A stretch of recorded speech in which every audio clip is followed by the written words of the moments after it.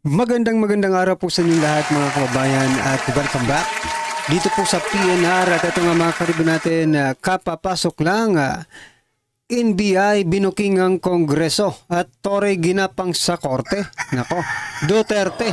Yan mga kababayan, patungkol po riyan ang ating alamin at bibigyan ng komento ngayong araw na ito. At ito nga nasa thumbnail po rin natin, hala bomb joke. Nako, ha? PBBM may patutsada kay former President Rodrigo Roa Duterte. Desperado na? Yan mga kababayan, nagtatanong po. So yan mga karibin natin, ito na nga, simulan na po natin to.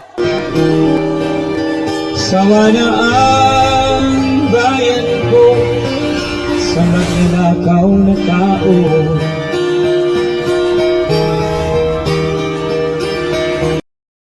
So yan mga kababayan, bago po natin muling i-play ang video ito, nako ito mga karibin natin, si President Bongbong Marcos Jr. may patutsada kay former President Duterte at nagtila bomb joke. Nako, ito po ang kanyang naging statement mga kababayan, no? Ito, zoom in lang natin para mas makita nyo. Yan, President Bongbong Marcos Jr. Binibilang ko lang yung ating mga kandidato dahil tinitiyak ko na kompleto at wala pang napasabugan ng Granada. Nako. O yan mga kaubayan, joke po ito Granada is kind of bomb. So yan mga kaubayan, anong masasabi nyo? Dapat ba well in a way, joke rin naman siguro ito. Pero teka lang. Doon po sa pagjo-joke ni former President Duterte, kinasuhan agad, no? Or inireklamo. Ha? Bakit kaya walang nagrereklamo naman ngayon dito sa joke ni President Bongbong Marcos Jr. patungkol po dito sa napasabugan ng Granada? Nako, ito pong sabi mga kababayan ng News 5, tinitiyak ko na kompleto. Yan pong sabi ni President Bongbong Marcos Jr. Ito ang patutsada ni President Bongbong Marcos sa kanyang talumpati sa rally ng Alyansa para sa Bagong Pilipinas sa Pasay City. Kahapon po yan mga kababayan. Ayon sa Pangulo, binibilang niya umano ang 12 miyembro ng ine-endorso niyang Senate slate dahil baka napasubugan na sila ng Granada. So yan talaga no mga kababayan, sineryoso talaga nila. Ginawa na nilang campaign na subject kung baga, di ba? Yung joke ni former President Duterte. Ano sa palagay niyo po mga kababayan? Ito lang ang napapansin ko sa bawat tirada po nila, no? Sa bawat resback nila dito kay former PRRD, para mas lalo silang nalulubog. Mas lalo silang lumulubog, no? Parang mas lalong doubtful, no? Yung mga ordinaryong Pilipino. 'Di ba? Kasi dito, this is kind of joke, pero 'di ba? Kung kakasuhan mo si dating Pangulo Duterte, kasuhan niyo rin ito, nag-bomb joke. Ngayon, dapat kayong mga authority, dapat maging patas kayo, 'di ba? Like for example, itong si Torre, 'di ba? Inireklamo si former PRRD, no? Inireklamo niya sa NBI. So, eto, hindi ba ito ganun rin naman ang nito, 'di ba? Well, anyway, kakampi nga. Bakit may kakampi nga yan? So, desperado na. Desperate move ang mga ganitong klaseng mga kababayan. Kasi pinagmumukha niyang biktima agad sila, 'di ba, dito sa kanyang statement, no? Wala pa man, biktima na agad. Paawa effect kung baga. Kayo mga kababayan, naaawa po ba kayo sa kanila? Mas maawa kayo sa kaban ng bayan pag silang nanalo. Diba? Totoo naman eh. Etong ganitong mga paawa effect po yan, parang gusto nilang kunin yung simpatya, no, ng mga ordinaryong Pilipino. O kita nyo, sinabi nila papatay ng 15 senators. Teka lang, i-check ko muna yung ano ko, baka nabawasan na kami dito. Diba? Yung mga ganyang paawa effect po yan, no? And it's not effective. Kung ang history naman ng inyong mga pagkatao ay parang hindi naman kaawa-awa. No? Bagkos, no? Kayo po ang nagiging cause, no? Kung bakit kaawa-awa ang mga ordinaryong Pilipino. Oh, di ba? Marami nga ang nag-comment sabi, nako, baka nakaano na naman ito. Nakaano lang ha, wala akong sinasabing ano. Pero ano daw, yung ano. Well, anyway, mga karibin natin, alam niyo na po yan. Ha? Okay, ano pong masasabi niyo dito, ha? Sa naging bagong statement. Kahapon lang po yan, ha? Ni President Bongbong Marcos Jr. Na pasabugan ng Granada. Bomb joke daw po yan mga kababayan. Diba, bawal po ang bomb joke, pero bakit yung presidente natin nag-bomb joke? Pero it's okay. We understand that it is a joke. Pero bakit hindi rin nila maintindihan na joke rin yun po yung sinasabi ni former President Duterte. Diba? Oh, kita nyo na. Ibig sabihin, pag kayo ang mag-joke, okay lang. Pag si former President Duterte, kasuhan agad. Diba? Yun ang lumalabas diyan. Diba? Parang diktador talaga, no? Kung ano lang yung gusto nila, sila lang ang pwede. Diba? Tayo, or si former President Duterte, hindi pwede. Kasi, kalaban. Diba? Well, anyway, mga karibin natin, ano pong inyong reaction dyan? I-comment nyo na lang po. At ito na nga, sama-sama, sabay-sabay po natin pakinggan, panoorin at bigyan ng komento ang video ito. Ito na po. Alam nyo, bagamat pwede nating sabing napakababaw, katawa-tawa, no? Pero ito po talaga, dito tayo dinadala ng mga kalaban natin. Yung obvious na joke po ni Tatay Digong para matawa. Kinakailangan po ipaliwanag natin sa kanila, no? Nagjo-joke si Tatay Digong para matawa yung audience. Si President Bongbong Marcos nga, mga kababayan, may napanood ako nung Valentine's yata yun panay siya ng joke doon sa kanyang mga ngunit ni isang audience walang natawa, di ba? Kasi hindi po nila magets. Yung joke niya po pang high level no? Mga ordinaryong Pilipino lang yung nandun no? Mga pang oligarch jokes yung binibitawan niya. Yun ay opinion ko lang. Kasi ganun po ang tingin ko sa kanila, di ba? Oligarch. So, they're talking to the oligarch. Always yan Don't expect that President Bongbong Marcos Jr. is talking to us, sa iyo, sa akin, sa ordinaryong Pilipino. They are just talking above us, di ba? Sa mga oligarko. Doon po sila nagpapasikat no? Hindi po sa mga ordinaryong Pilipino. Unlike former President Duterte, talagang matatawa ka because it is sa'yo talaga. Ikaw ang kinakausap niya. Ibig sabihin, pag tumawa ka, no? You are the receiver of the information, of the message na receive mo. Accurately yung message. Di ba? Pero dito po kay President Bongbong Marcos Jr., habang nag-aano siya, yung mga tao parang wala lang. Because they didn't receive, no, the message, the information that was given, no? Oh. Ibig sabihin yan, hindi tayo connected, no? Nasa ibang antas sila ng pamumuhay, tayo naman nasa bababang antas ng pamumuhay, sila nasa taas, no? Kaya mahirap talaga, mga kabayan. Understand, mga karibin natin? Kaya nga po, itong mga kandidato nila, nagkakaintindihan po sila kasi iisa po yung kanilang pag-iisip, no? Mala oligarch, mala something na hindi natin maintindihan kasi hindi talaga natin maintindihan kasi nasa taas sila, no? Tayo naman nasa baba lang. Kaya mga kababayan, no? Kung gusto nyong someone would care, no, about us, iboto po natin yung kaantas lang natin, yung ka-level lang natin, no? kung makipag-usap. 'Di ba? Para at least naiintindihan tayo at maiintindihan rin natin sila. Unlike ngayon, hindi tayo naiintindihan pero sila pilit nating iniintindi. 'Di ba? Unfair. So baguhin po natin 'yan.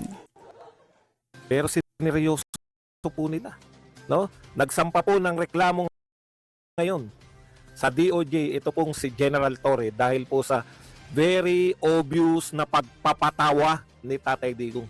Kinakailangan pong i-stress sa mga tao na to na joke. Talagang ano, no? Sa kawalan po na may pagmamalaki ng mga senatoriables, sa kawalan po ng mga ng maibabanat ng totoong maibabanat sa mga Duterte, talagang tinilad-tilad yung hindi ko po, napakababaw na po ng ating pamahalaan. Patulan nyo yung joke. Sabi, patulan, kasuhan o sampahan na reklamo. Pero sa isang banda naman po, barado naman po sa NBI. Kaya nga po, it's between General Torre versus NBI. Yung NBI po, binara po yung mga congressman na nananawagan. Tandaan po ninyo, ang original po na pinananawagan po ng mga congressman, ay magkaroon po ng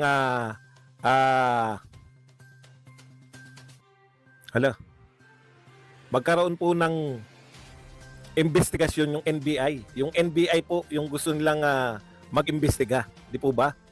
Okay. Masyado pong ginawa ng issue itong pagbibiro ni Tatay Digong. Sa NBI naman po, binara naman po ng NBI yung mga congressman na gustong paimbestigahan itong pagbibiro ni Tatay Digong. Kulang po yung bakit po nagsalita tong si NBI. Ang sabi po kasi, gusto ng mga congressman, particular si Alonto Adjong at saka sino ba yung Kunggun, na paimbestigahan na sa NBI. Yung joke po yun, ipaimbestigahan. Ito po ang sagot ng NBI director. Ang hirap siguro niyan, no? Iimbestigahan mo yung joke, no, mga baka maging joke din yung investigation ninyo. Nako. Hindi po, ang pagkakalam ko, dating judge to eh. Kaya may alam po talaga to sa batas. Lahat po ng NBI, alam niyo po ba lahat ng NBI agent mga abogado? Pero ang pagkakaiba nitong NBI director natin, judge pa po to, kaya talaga maalam sa batas. Pakinggan po natin ang sinabi. Administration, nung si President Duterte na laging ganyan, puro patayan. Pagka sinira nyo ang mga kabataan ng bayan, papapatay kita, papatayin kita. Yung mga ganun ba salita ni Presidente, during the past administration, binabike yun ng ating mga mamamayan. No? But then, Okay. Yung mga bukang bibig daw po na patayan, papapatay, kinakagat daw po yan ng mamamayan noong panahon ni Duterte. Yun yung basis niya, no?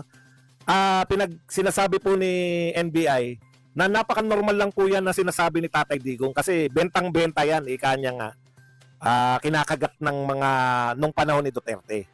Yan yung tuntungan niya. Kaya yan po ay normal na salitaan nung panahon ni Duterte. Okay. tingnan natin ang mamamayan kung babay pa rin yun na papayan pa rin. No? Pero yun nga, nakikita ko, rhetorics lang yan. Part lang ng kanilang political propaganda. Alam nyo, ang binantaan, 15 senator. Di natin malaman kung sino to sa sitting senators. Oo nga eh. Yan pang isang iniisip ko. Kahapon pa mga kaubayan, bakit pa nag-a-assume sila na sila yung 15 senators? Diba? 12 na naman sila. Diba? Wag kayong mag-assume na kayo talaga yun. No? Kasi marami namang tumatakbong mga senador. Hindi lang kayo. Diba? Bakit?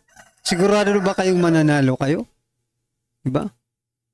Teka lang, balikan lang po natin to ha. May re-reakan lang ako. Sabi niya tinitiyak na kompleto yung mga kanyang mga senador, no? So, tinitiyak yung kompleto. Sige, tiyakin mo ng kompleto ngayon yan, mga 12 mong senador. Ha? Kasi pagdating ng eleksyon, mawawala rin naman yung mga yan eh. No? O, baka kasuhan nyo rin naman ako, baka mawawala. Ibig sabihin, gugurgur. Hindi. Ang gusto kong sabihin, what I'm trying to point out mga kaubayan, Hindi yan mananalo. Ha? Kahit bilangin mo pa yan ngayon, malalaglag at malalaglag pa rin yan pagdating ng eleksyon. Diba? Huwag kayong assuming na kayo na nga yung sinasabing 15. Ha? Oh, assuming kayo eh. Masyado kayong nag-iisip, no? Masyado kayong nag-iisip, iniisip nyo talaga na mananalo kayo. But that's it, no? Yan yung purpose ninyo, 'di ba? Mind condition, kaya nga sinasabi nyong 12-0, 'di ba? Oh, may kinukondisyon nyo na ngayon pa lang. Yung possibility lang naman na manalo kayo. But then again, mga kababayan, marami pong nagko-comment na please, bantayan daw yung mga computing machine, no? Kasi nga po baka, 'di ba? Magkadayaan. Yan lang siguro. Maaring manalo kayong 12. Kapag may nangyaring hocus pocus, yan sa mga computing machine na yan. Yung bang kakandidato na senators, tapos mawalang galang na si Congressman Adjong at sa iba pa na congressman natin, nag-i-instigate sila na mag-imbestiga ang NBI. Hindi naman sila yung tinakakot yung mga senador eh. Dapat yung mga senador, kung sino man, silang Oo nga mga mga ano talaga to, no? Itong mga congressman, bakit sila sagot ng sagot yung mga senators naman pala? Uy, senador ba kayo? Adjong, Kunghun, senador ba kayo para kayo ang magreklamo? Yung mga senators nga hindi nagsasalita, kayo tuloy salit-sat ng satsat. Anong meron, mga kababayan? Ha? Gusto lang natin malaman kung anong meron at bakit sa bawat tirada ni former President Duterte, in any issue, in any issue, sige, for the sake of argument, mga kababayan, sa lahat po ng issue, pero ay ano na natin, ito na muna, example natin, itong pag sa mga senador, no, paggurgur daw, di umano, ha? Oh, ay hindi di umano, talagang sinabi, no? Pero joke, di ba? Oh, ito ang point ko, mga kabayan. Bakit kayong mga congressman, ang satsat ng satsat, senators naman ang gugurgurin? Hindi naman kayo. Ang tanong, mga kababayan, bakit? No? Anong meron? Anong meron? Nasatsat kayo ng satsat sa bawat sinasabi ni former President Duterte. Sumasaw-saw kayo. Yun. Anong meron at sausaw kayo ng sausaw? Isa lang pong naisip ko, mga kababayan. Una, maaaring bayad sila. Yan nagtatanong lang po tayo. Maaaring bayad sila. Pangalawa, posibleng sinasakyan nila dahil hindi sila mga sikat. No? Para sumikat sila, kailangan nilang makisakay, no, sa mga issue patungkol po kay former President Duterte or kay Vice President Sara Duterte. Yan lang pong dalawa ang naiisip ko eh. Ewan ko lang kung meron pa. Bayad at sumasakay sa issue para maging popular, at may mga pangarap ito. Maybe someday maging wag naman sana pero maging kapitan na lang sana kayo. Or maging tanod, di ba? Tanod na lang siguro. Mga kababayan. Well, anyway, mga karibin natin, ano man po ngayong opinion, reaksyon patungkol po sa video ito, i-comment lang po sa baba. Para at least alam po ng ating mga kababayan ang inyong opinion. Maraming salamat po. Don't forget to like the video, mga kababayan. Maraming salamat po. Sawa na ang bayan ko sa magnanakaw na tao.